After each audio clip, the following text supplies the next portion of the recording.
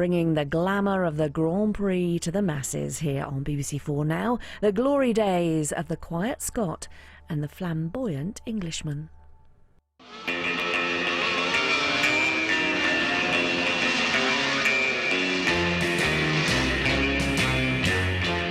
In motorsports, British performance reigns supreme. And Graham Hill takes the checkered flag. Jim Clark then in his moment of victory for the World Championship. Cars to satisfy that Walter Mitty image of yourself. Cars to turn a pretty girl's head. It all began when MGM descended upon the incredible village of Monte Carlo. Oh my God, get it out! Oh Jesus, look, give this guy hell, this driver.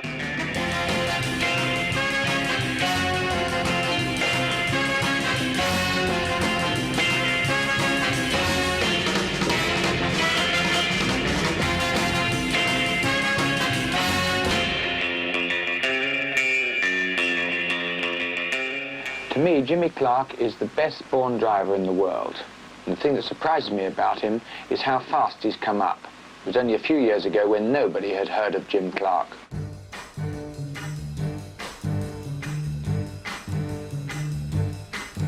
men away. And Dan Gurney makes a beautiful start. Look at the smoke from Graham Hill's tyres. 135 miles an hour through the left-hander, building up the speed again. It is Jim Clark. Jim Clark in the latest 25, away out in the lead. Right away. I'm coming home, baby, now. I'm sorry now I ever went away. Every night and day I go and stay. I'm coming home, baby. Coming home, baby, now. Spa in Belgium is one of the fastest circuits in Europe. Coming home, baby, now. And despite pouring rain, Clark led for the whole race. The third Grand Prix of the year was the Dutch Grand Prix. And again, Clark, driving superbly, led from start to finish. By July and the French Grand Prix, the writing was on the wall. Clark in number 18 again took the checkered flag.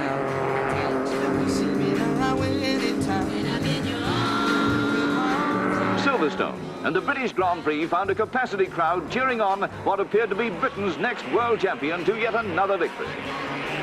The Italian Grand Prix saw his finest hour and set the seal on a great victory for Britain. I do believe that today, 1963, he is ready for it, and I think he will do the thing justice. I think that Jimmy will be a very good world champion. I'm coming home.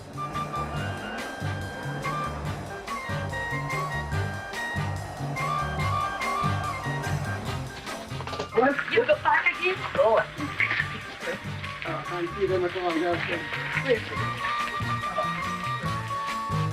After a race such as this at Monza, I must say I really enjoy getting back home here on the farm. There is nothing like the complete change from motor racing, the hustle and bustle of motor racing, back to the quiet calm of farm life. And the farm, in fact, is a complete relaxation from motor racing.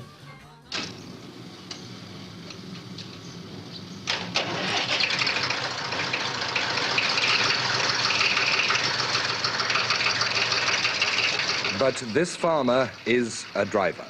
Fangio and Stirling Moss before him each scored a total of 36 Grand Prix victories in their brilliant careers. Already, Jim Clark has 22 wins in a mere 3 years. So will Jim Clark become the most victorious Grand Prix driver of them all?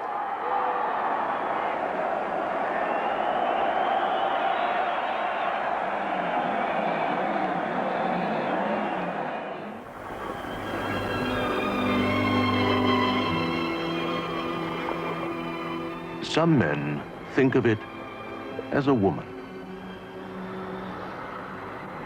Others look on it as a horse. A woman? A horse? Before you dismiss this as a load of nonsense, has your car got a pet name? And can you honestly say that you've never complimented her after a particularly good run? or accused her of sulking when she wouldn't start in the morning. But enough of this.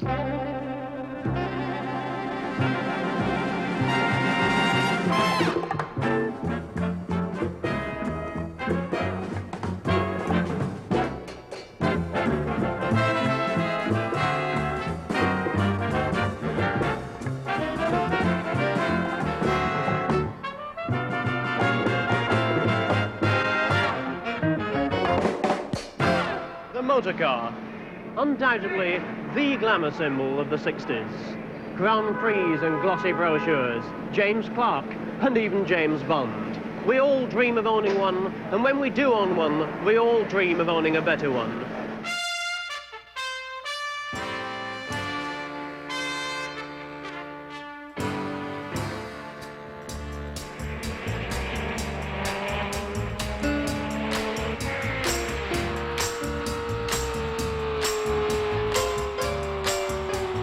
In motorsports, British performance reigns supreme. Surtees in the Italian Ferrari number 7 wins his first World Championship race of the season in August. Success comes in the German Grand Prix at Nürburgring. In only his third full season of Grand Prix racing, Surtees is the most consistent of the leading drivers. He wins only 2 World Championship races all season, but he finishes second in the final race in Mexico to pip Graham Hill by a single point.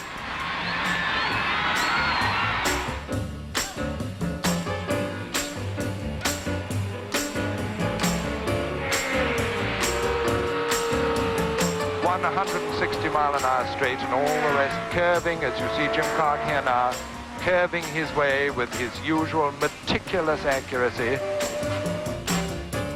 And Jim Clark takes the checkered flag to win the Dutch Grand Prix of 1965 and score a maximum in his World Championship effort this year.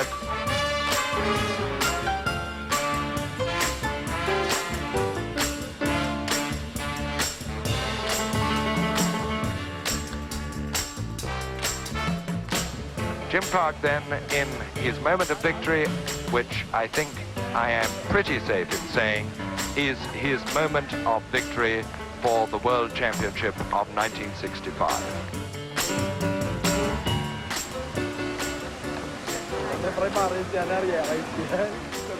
Well, pictures which need absolutely no comment whatsoever.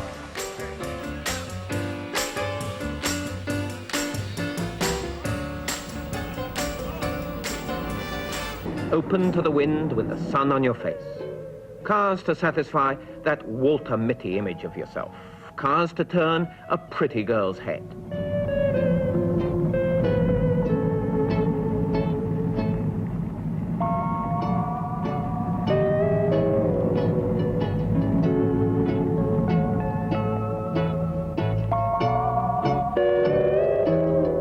And when you've captured her, it's a car to carry her off in, to some quiet country spot, away from it all.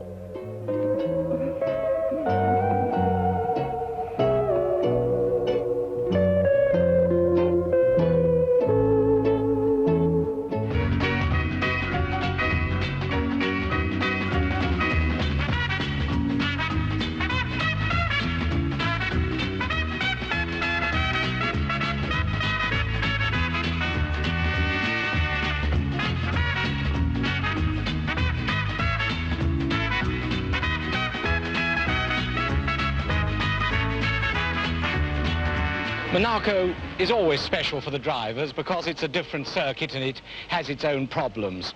But it's also pretty special for the town, a town which is, in a way, never anything other than special. There's a rally and there are operas and concerts and motorboat races. There's something in Monaco every week, but nothing quite as special as the Grand Prix. And they're flashing past our camera there through 110 miles an hour. And we're on the last lap of one now. And Graham Hill takes the checkered flag and wins the Monte Carlo Grand Prix for the third consecutive year.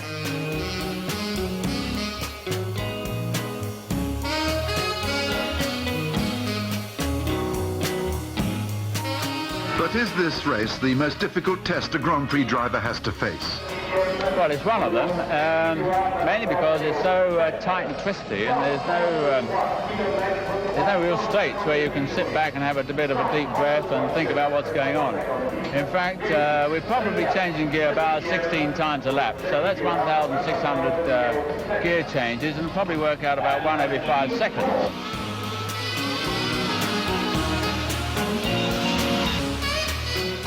It's certainly the showpiece of motor racing, if you like, the Ascot of motor racing. It's such a romantic spot. Everybody knows where Monte Carlo is. Everybody knows what it means. And when you come here, you can actually walk around the racetrack and drive your own car around it, and people are shopping, and the next minute it's transformed into a racetrack with all the aggression of a racing, and the one minute it's all peaceful, and then you get this tremendous contrast. And then, of course, you've got the harbour with all those yachts floating around there, all that money just lying there on the water. I mean, it's so opulent.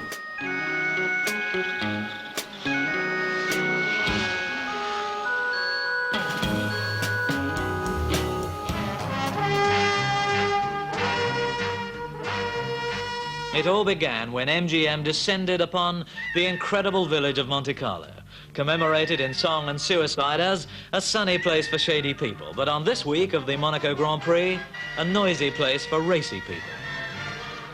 For this gigantic undertaking, with a budget that overshadows Monte Carlo's, the film unit has all but taken over the principality. Oh, my God, get it out! Oh, Jesus, look, give this guy hell, this driver. And Frankenheimer, the man who directs everything in sight, goes after his money's worth by winding himself and everyone else into a state of frenzy. What time it is, babe, and get these pits dressed, you know, because this is just no good. I mean, you know, it's not your fault, and I don't care if you need more men, you come to Eddie Lewis or me and you tell me, you know, but this doesn't work. It's all set and... Billy, I want a two Aldo! On the track like this. Aldo! 2 hours earlier, right? Isn't it? Hour.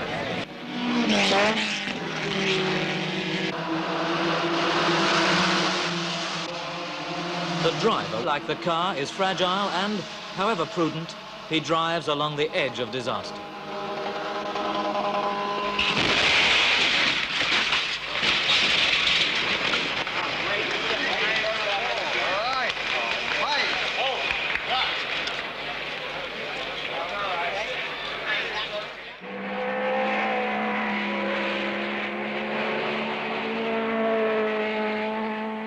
So also in his Ferrari was Lorenzo Bandini.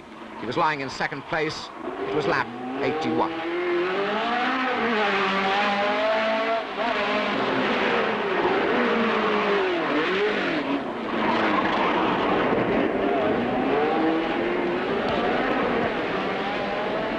Bandini had crashed at the chicane.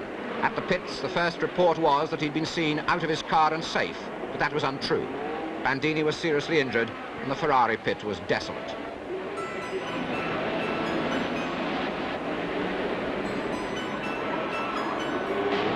The 25th Monaco Grand Prix somehow went on.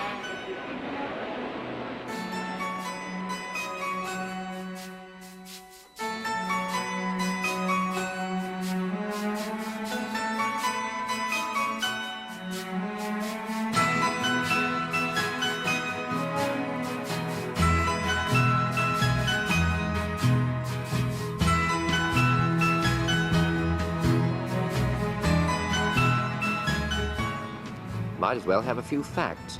Every day, round about 400 people are prosecuted for speeding.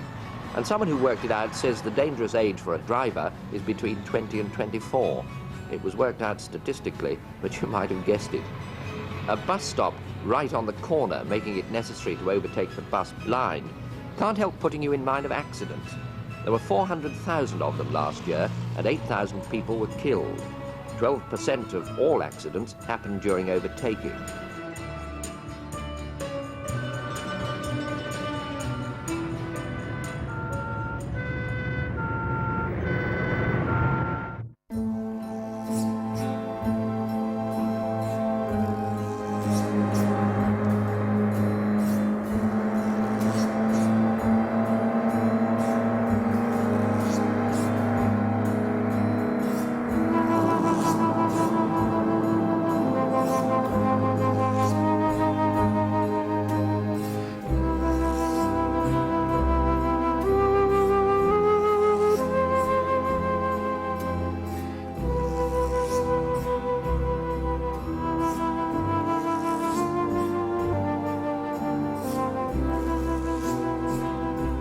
He was a nervous person outside of a car, but looking at him in a car, you would never get that indication. Very relaxed driver and very safe. Oh, undoubtedly, he is one of the greatest drivers that we or anybody else who's followed motor racing over the years has ever seen. He's won, in fact, more Grand Prix than any other driver. And though it's very difficult to compare drivers from different eras, I think the record book would show that he ranks among the greatest that the world has ever seen.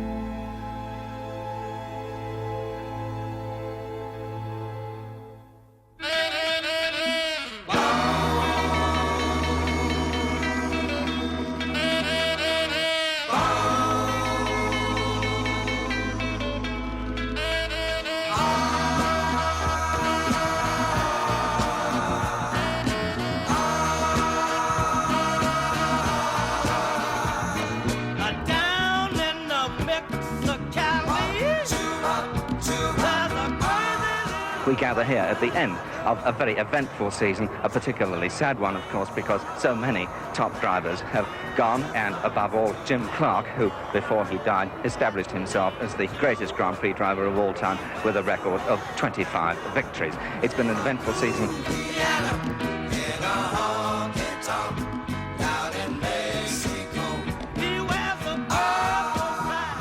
Jackie Stewart, well back on the grid, has picked up a nail, and the tyre must be changed in seconds. Jackie Stewart has only one man to beat to win the World Championship and take the lead from Lotus and the Chapmans. Only 3 points ahead, Graham Hill will depend on Colin Chapman and the Lotus team to give him a car that will do better than just stay in the race.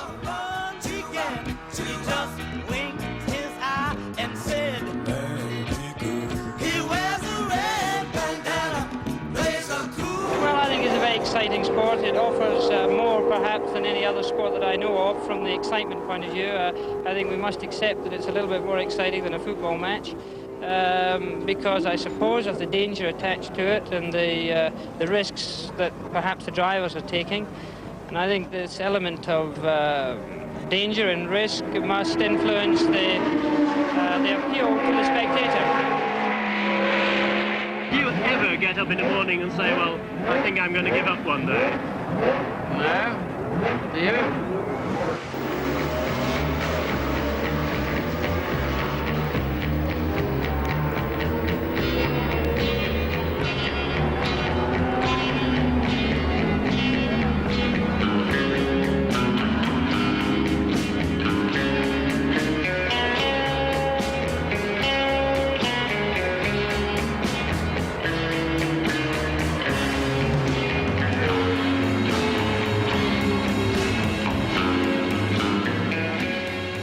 Meanwhile, the battle between Hill and Stewart was still on. At the halfway mark, it was anybody's race, and the crowd were treated to a feast of fast driving.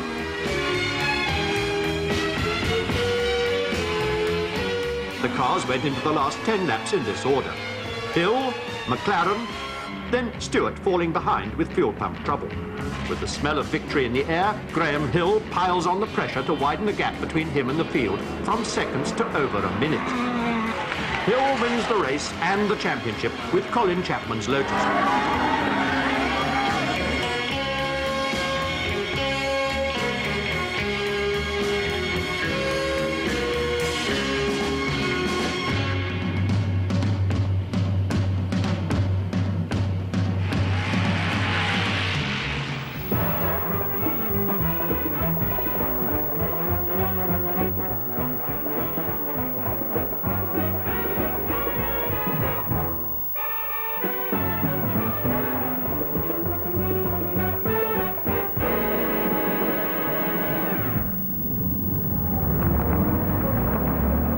The crunch of spikes on the quayside at Monte Carlo, a sound that rounds off the most glamorous rally in the world with fame and fortune for the driver who's first at the finish.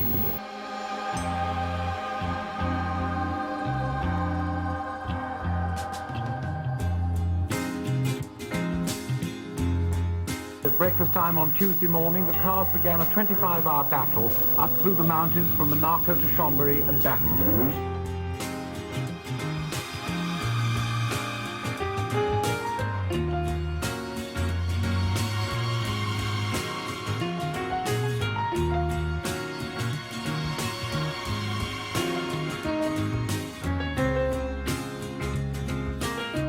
But the fun was yet to come for the thousands who flocked into the Maritime Alps on Thursday night to watch the final 12-hour fight for the Monte Crown.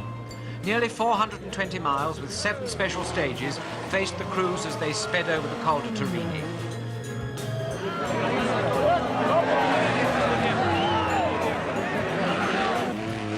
But for the crowds, the night was full of the boisterous thrill of seeing the men and the cars playing out a dramatic fight to the finish against the snow and the ice, against the clock and against each other. It's this that makes the Monte Carlo Rally what it is. It's this that makes them keep coming back for more.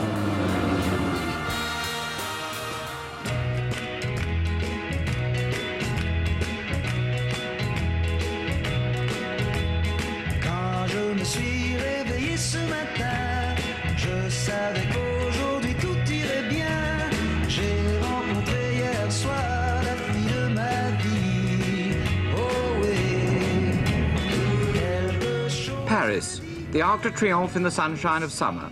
The start of the holiday for tens of thousands of British motorists. And that's where Wheelbase is starting its summer break this Friday night with a drive down the Champs-Élysées in the latest British sports car, the Triumph Stag. 3-litre power, £2,000 to buy. A fresh air convertible. At the wheel, Gordon Wilkins.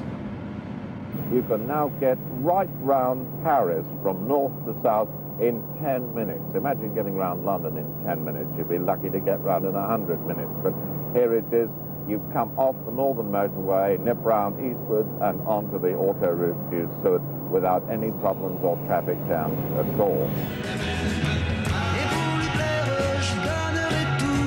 J'accepterai, oui, d'aller n'importe où. Et même un peu plus loin, j'oublierai tout. One advantage of a late holiday in the Loire is to see the wine harvest. And like many things here, a bottle of white or rosé from the local vineyard is quite cheap. But last night in our hotel we had some Azy Le Rideau 64, which was very presentable by any standards, but particularly presentable at 6 francs a bottle. Quelque chose me dit qu'elle m'aime aussi.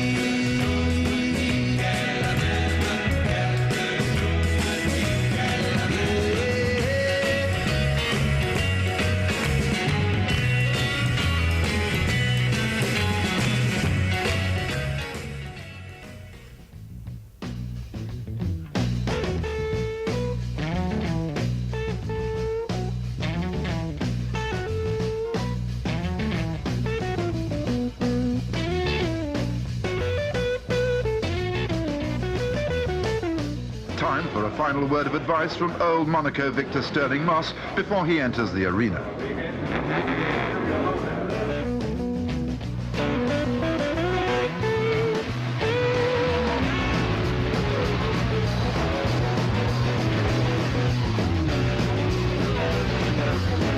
From bars and bistros, boats and balconies, the crowd swells as everyone converges on the focus of the finishing line to see Hill take the race.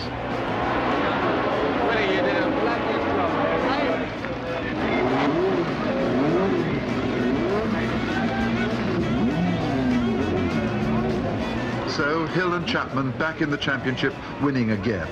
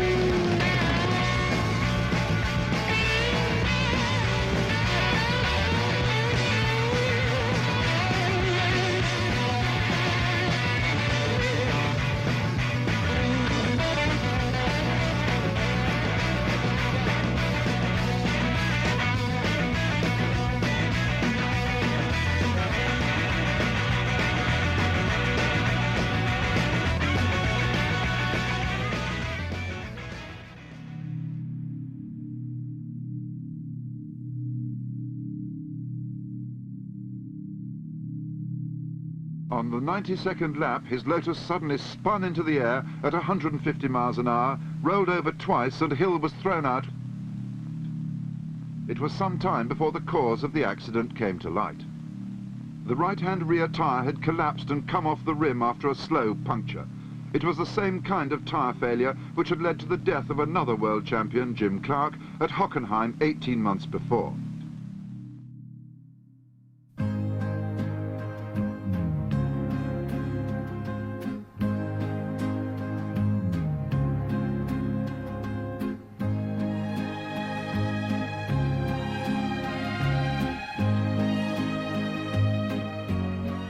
I could see my leg was looking a bit second-hand, you know, the foot was about here when it was a bit twisted, it was dislocated, and I remember saying if there's any chance he could straighten his leg for me, it would assist my tailor. And I also asked somebody to get a message to Betty, my wife, to say that I wouldn't be dancing for a while. Okay, relax. At the Royal Orthopaedic Hospital at Stanmore in Middlesex, Graham Hill's painful progress went on every day.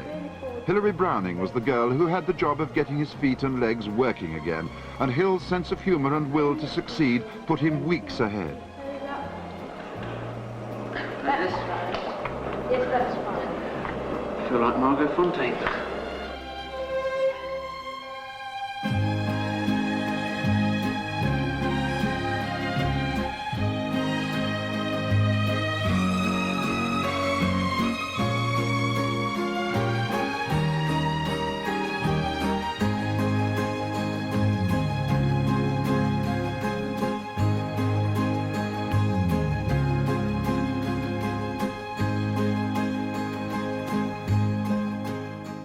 Basking in the hot sunshine, Stewart could relish the fact that he'd achieved a lifetime's ambition by the age of 30. Nobody could catch him now. The South African Grand Prix, the Spanish, the Dutch, the French, the German, and finally Monza had clinched the championship and written a cheque for £100,000 in prize money. Mexico could only confirm his title. It couldn't take it away from him.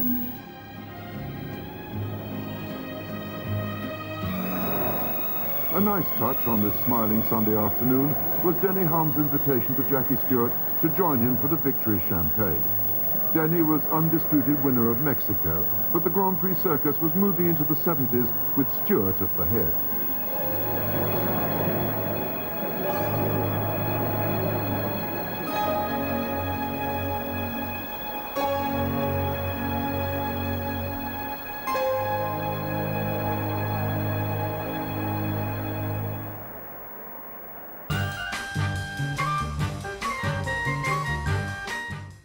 We're reversing through history to the era of the iconic British sports car. Next on BBC4, revealing its 3,500-year-old secrets, discover Pavlaperti, the city beneath the waves, at 10. Then Mark Lawson talks to the inimitable Miriam Margolyes. Don't miss that at 11. They can't hold me back now no more.